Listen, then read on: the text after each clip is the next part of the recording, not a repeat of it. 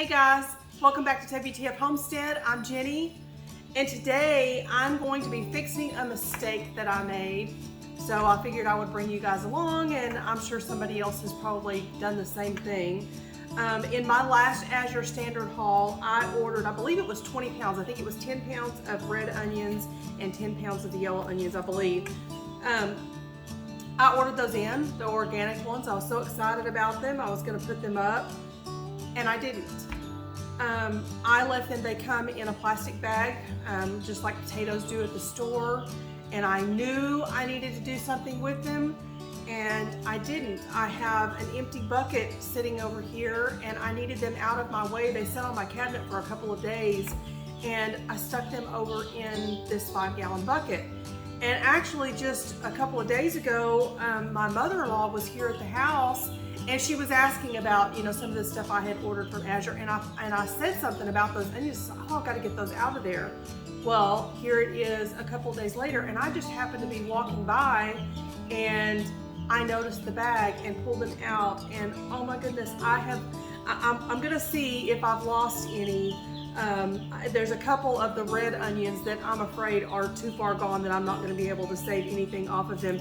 And there were several of the yellow onions that were still okay, that I was able to keep. But so a word of warning to anybody, just like anything else, you cannot leave those in the plastic. And I don't know what it is about here in East Texas.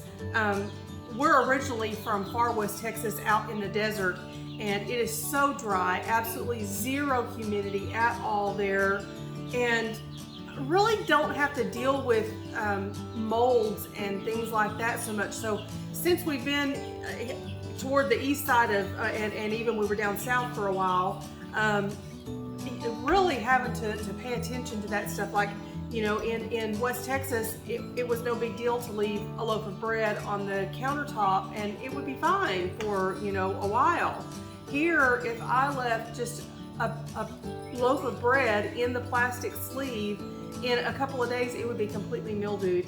And I'm having the same issues with fruits and vegetables and things like that I normally would be able to leave. And then on top of that, I left it in a plastic bag, so it just sat there with that moisture, and it is just horrible. So what I had intended to keep so that I could have fresh onions, I'm now going to put up. So I kind of went on a little bit of a thing to decide what I wanted to do, and I canned some caramelized onions not too long ago, and I probably will still do some more, but I wanted to do something a little bit different because I still have several jars over there, and I didn't want to have a whole bunch of the same thing. So just kind of looking around at different things to do with onions, and I noticed a bunch of recipes for French onion soup. And I thought that just sounded so good, and they're being used in so many different ways for starters, soup starters and things like that, for beef stroganoff, like I said, soups and stews and things like that. And just a really good marinade for some beef or even some chicken would be really good, I think, in there. But anyway, I just thought it sounded so good. So I decided, okay, I'm going to do a batch of French onion soup. I know that a lot of those are only using either yellow or white onions, and the vast majority of mine are going to be red, so I don't know really what that's going to do to the flavor, but I love red onions, so we're going to go for it anyway. But one other thing that I thought I would mention, I'm right in the middle of making some homemade Dijon mustard. So that video will be coming out here pretty soon too. It may come out before this one, I'm not sure.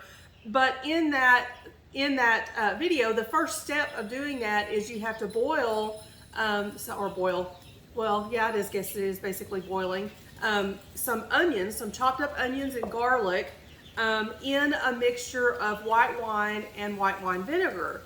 And then you strain it off and, you know, throw them out, do whatever, you know, with them. Well, of course, I don't want to throw them out. So I had them here, and I had been debating, you know, what am I going to do with these? And when I was looking at the recipes for all this is almost identical, the same the same ingredients I'm going to be putting in this same French onion soup. So I'm glad I strained it off and I kept it. So just as an FYI for anybody, if you are doing your mustard, your Dijon mustard, hang on to those onions and stuff and you can make a French onion soup. Even if you only do that one recipe, it's enough for a French onion soup for dinner. So anyway, I just thought that was kind of a cool thing and thought I would share that for anybody else that's interested in doing that. Anyway, so I will be adding that to the pot when we're doing it. But the first number one thing is I've got to get all these chopped up.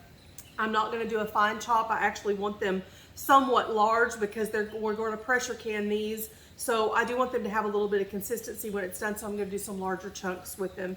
And I may even do some rings. I saw some people that had chopped them into rings and they're actually just kind of pretty in the jar. So I may end up doing a little bit of that. I haven't really decided yet. But anyway, so this is going to be the long, boring step of me sitting here and cutting these. So enjoy.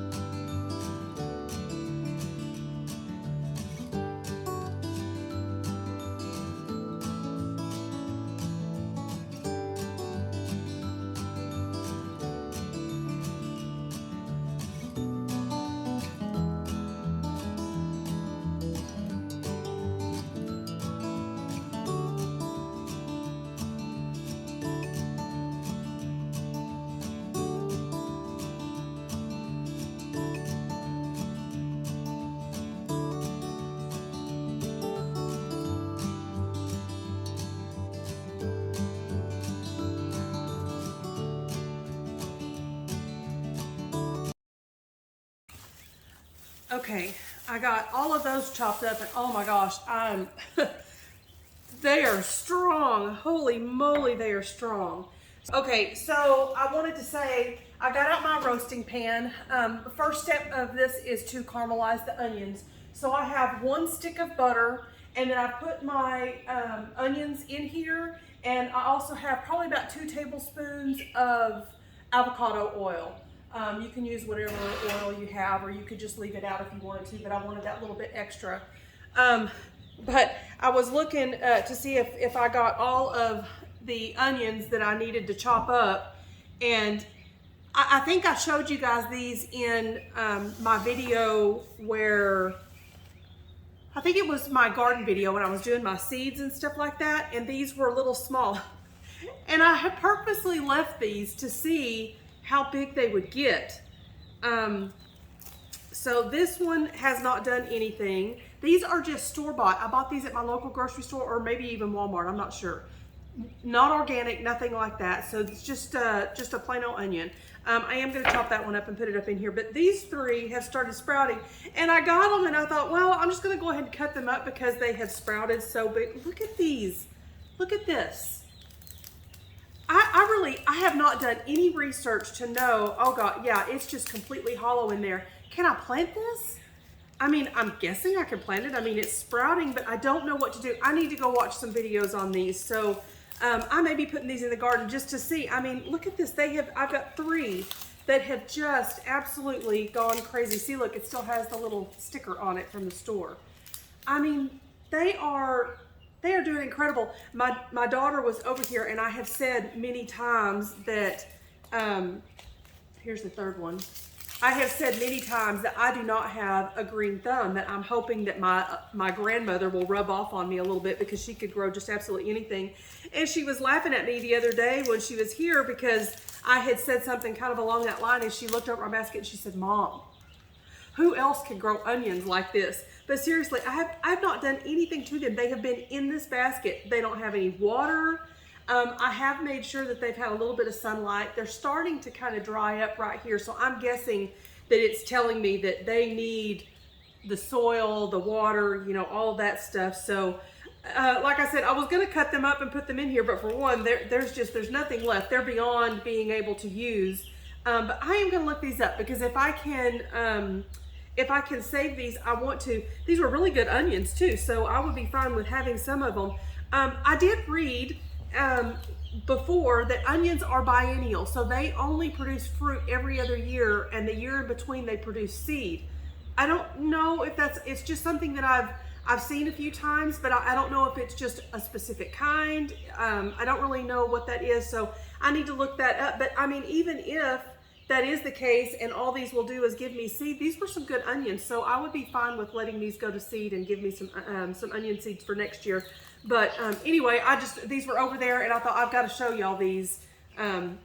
They're crazy, but I love them. So I'm gonna find out what to do, and I'll give y'all an update on these, on what I decide to do with them. But I just think they're too cool. So anyway, I'm gonna chop up this one onion here, and then I'm gonna add it to this, and that's probably gonna put me right at what was that? It's gonna be right at about 23 cups ish of chopped onions altogether. I've got 16 in there now, and with that last one, I'll probably get right at another 7 cups here. So all I'm going to do is leave this on. I have it on about, well, I didn't have it on. I thought I did. I'm going to put it on probably right around the 400 mark. I want it to get a little bit hot right at, you know what, I'm going to turn it down. I'm going to turn it down to about 300 to get it going, and then I may turn it down a little bit more because you want them to caramelize. I don't want to just cook them. I want to caramelize them. So you want to do it kind of slow until they've got that real caramely color. And then we're going to add some other stuff to it. But for now, that's all I'm going to do. So they're going to sit here for probably a couple of hours, just kind of caramelizing and doing their thing. So as soon as that gets done, then I will bring you back and I'll show you the next step. So these have been caramelizing for, it's probably been, I don't know, I want to say probably 3 hours maybe. It's taken quite a while. Maybe even a little longer than that. It's been most of the afternoon. They're looking really good. So I'm going to go ahead and add the rest of my ingredients in here. And then it's got to stay in here and kind of simmer for about an hour or so. So we still have a little more wait time to go. And it's getting late, so I'm going to try to get this done here pretty quick. So the recipe that I'm following is basically, actually I think it is pretty much right on with Rachel's from that 1870s homestead. Hers just, it looked so good. And I think that when she was doing her video, she used the word decadent, if I'm not mistaken. And I thought, oh, it just sounded so good and it looked so thick and creamy. It just looked really good. So I went with her recipe. So I will link her video down in the description for anybody that wants to go watch the original video. And I have about the same amount of onions that she said. I believe she had 22 cups and I did have right at 23 cups. So I'll have a little bit more in here. So to this, I'm going to add about 2 gallons of beef broth. It's just bouillon that I heated on the stove in the water. That's all I did. I didn't do anything special here. This is a really concentrated one. And then I have the other gallon of just water here to add to it. I didn't have a pan big enough to do both gallons, and I figured it's gonna cook in here anyway. So we're gonna pour this in.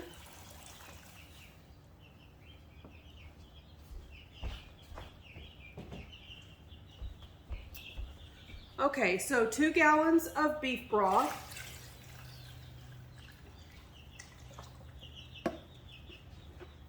And then to that, we are going to add, I have in here, and after I mixed this together, I thought, oh, I shouldn't have done that so I could show you what I was doing. This is 2 cups of white wine in here. And then I added, let's see, I have 1 tablespoon of liquid aminos. And that's what I did. I had my 2 cups of white wine in here. And then I dumped in those aminos and I thought, you can't tell that's white wine. But I promise it was. So anyway, it's 2 cups of white wine. And I used the same wine that I did in my mustard. So it is a dry white wine. I believe it was a Pinot Grigio. So I don't know if that made a difference, if it needed to be a sweet wine or not, but that's what I had, so that's what I used. Okay, so let me start again. 2 cups of white wine.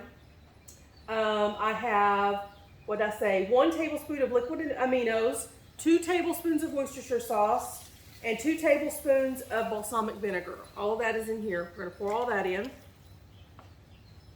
And then in here, I have 1½ tablespoons of brown sugar, a teaspoon or a teaspoon and a half of salt, and a teaspoon of pepper.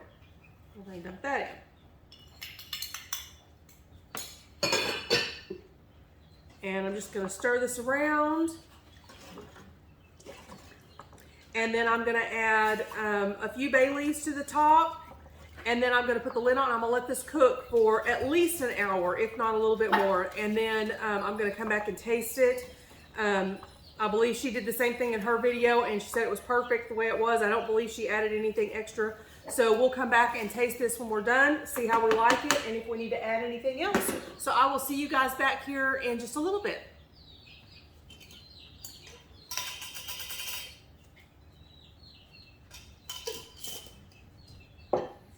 Okay guys, welcome back finally. It has been way later than what I had originally intended. I've had several things going on today, and on top of all of it, we have this big storm moving in.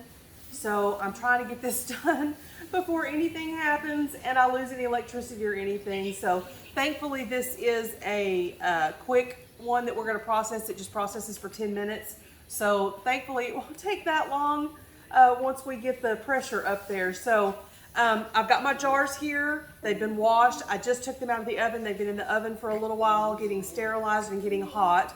Again, as always, this is hot liquid. I've got my canner on over there, and it is heating up, and my jars are hot. So hot, cold, cold, cold. I always remember that. So all I'm going to do is start ladling this into the jars, to a 1-inch headspace. And somewhere in here, I have 3 of those bay leaves. I'm just going to pick them out as I find them. So we will get them in here.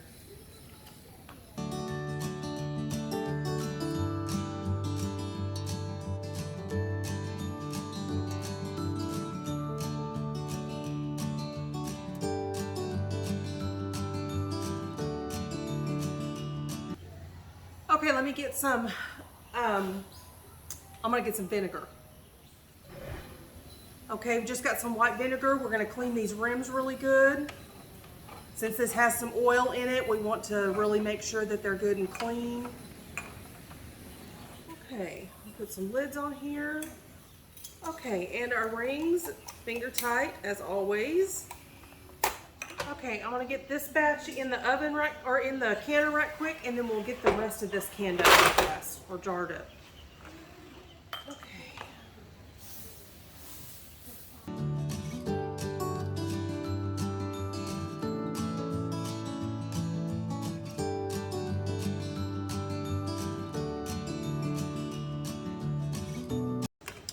Okay, let's get these in the canner.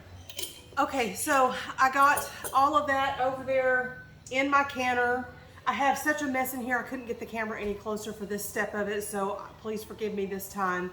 I put them all in there. I only had enough room for 20 jars. I bought some new little jars off of Amazon, so we're gonna see how these do. I hope they do really well. There were really good reviews on them, but I thought they were super cute. They kind of look like little baby food jars almost, but they are 10 ounces, so they're a little bit bigger than the half pints, but smaller than the pint. So I thought, well, that might be just the right size for a little bowl of the French onion soup, because most of what we'll use this for is like a base for making another meal, but it would also be good just as a soup. So I only had enough for those. I've got a little bit more here, but I don't think it's enough to do, there may be enough to do one more small canner load. But I think I'm gonna just stop and put this in a bowl, and I think we're gonna have this for dinner tomorrow night. Do something with it. There's not, like I said, there's not a whole lot left here, and it is so good. I didn't taste that on camera. I didn't have my camera on. It is so, so good. I did not add anything else, just like the recipe was. It is very, very good. So anyway, when we get this done, like I said, this is going to process for 10 minutes. So as soon as this is done processing, I will bring you back and show you what the finished jars look like. Okay guys, it is the next morning. It just got way too late last night. As soon as those were done, I turned it off and I let it sit. So I had way too much going. I did make a mistake last night too. Actually, I think I said it a couple of times yesterday that these only process for 10 minutes. I was wrong. And I knew that. I even have it written on my instructions. These process for an hour, for 60 minutes. I'm also doing, at the same time, I'm doing my Dijon mustard, and it processes for 10 minutes. The only thing I could think is that I had been looking at that paper, and so that was wrong. It is 60 minutes, so I just want to make sure I clarify that. But we got 20 of these little, they're bigger than a half pint, so I don't really know what these would be. They're all 10-ounce jars. And then I also got 2 quart jars that I put in the fridge last night that I'm going to make us some soup over the weekend. So I'm going to try it out and see how we like it and everything. But let me show you this up close. It's so pretty. And this stuff is so good. Anyway, yeah, I'm real anxious to try these. There were several ideas of how to use them other than just a soup. I think this would just be awesome. It has a it's a really rich flavor. It's really, really good. And I think I'm going to try making some rye bread. I think that would be good. Some rye bread with some cheese dipped on. I just think that sounds so good. So anyway, that's it for this one. But I do want to say I used the 4 jars lids again, and I'm not really sure if I've done a complete review on them or not, but they are awesome. I took the lids that came, because I just bought these little jars from Amazon, and they just came with some little cheap, and they were really thin. They actually looked pretty good though. The seal ring on them looked pretty good, but I was just afraid to try them. I may try them on like a jelly or something like that, but I just didn't. I don't know. Not that that would be any different, but anyway, for some reason, something water bath can sounds better using those thinner lids than something that I'm pressure canning. But that may just be something crazy in my head, but that's what I think. Anyway, so I took all those lids off and I used the 4 jars lids.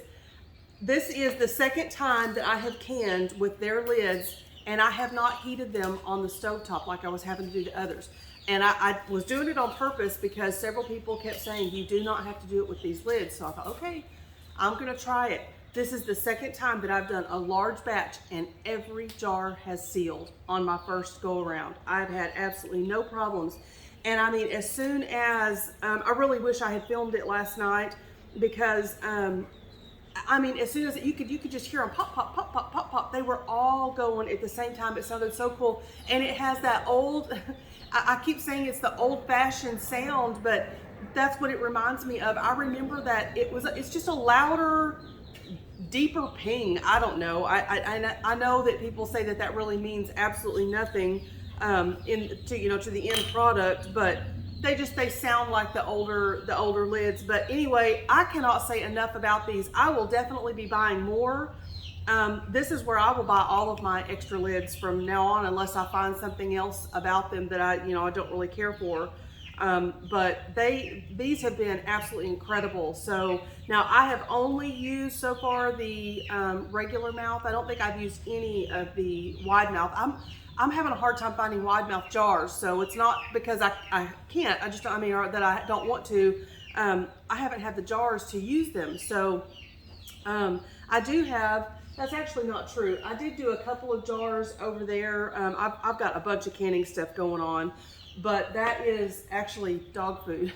So I didn't use my 4 jars of lids. I used the cheaper lids on those. Anyway, and there were, I think, 4 or 5 of those that were wide mouth. So I just used what I had on hand. But otherwise I cannot find, when I go to the store, all I'm finding are regular mouth pint and half pint. That is all I'm finding. That's why I'm looking on Amazon and stuff for different jars. And anyway, but I just wanted to say something about them, because I'm not really sure if I've even said that I've tried these lids, and I have a few times now, and they are just incredible. I'll put a link down there to them. I'm not affiliated with them in any way. I don't have any discount codes or anything. I know that there are a few other people out there that do. I believe that Sutton's Days, Lisa over at Sutton's Days has a discount code. I don't know if it's good all the time or not. I can find out and see, but I will at least put a link to 4 jars. I haven't washed these lids, and they're still, or these jars yet, and they're still sticky. I'll put a link to 4 jars lids down in the description, and if I can find anybody that still has a code that's active, I'll link you to their page so you can go watch some of their videos and stuff, and get the codes from them. But anyway, I just wanted to put a plug in for them, because so far I am absolutely thrilled with them, and like I said, I will definitely be buying the rest of my jars from them. So anyway, that is it for this video. This stuff is absolutely incredible. Again, I got this recipe from Rachel over at that 1870s homestead, and I followed her recipe exactly. I say that, I wrote down her recipe exactly, and I will share it that way. When I got in here to start mixing everything up, I was out of Worcestershire sauce. So that is the only thing in mine that is, I didn't add anything else in there, but I was out. So I did not put that in mine. But even without that, and I think it was just it was 2 tablespoons. So it would have changed it just a little bit, but it is absolutely incredible. So y'all give it a try. If you do, let me know how you like it. So that's gonna do it for this time. I hope you guys are having an incredible day. I'll see y'all in the next video. Bye-bye.